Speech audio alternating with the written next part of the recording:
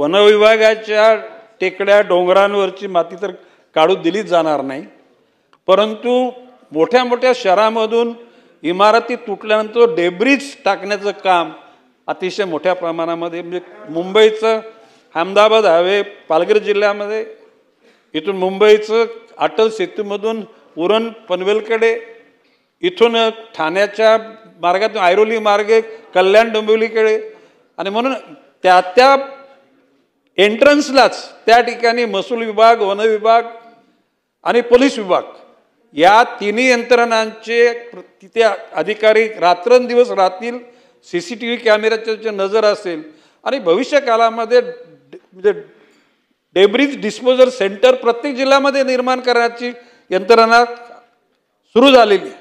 नवी मुंबईमध्ये जसं घनकचऱ्यावर प्रक्रिया होती तशीच डेब्रिजवर सुद्धा प्रक्रिया होती, आणि अशा प्रकारच्या प्रक्रिया सर्वच शहरांच्या डेब्रिजसाठी करणं गरजेचं ही गरज आहे.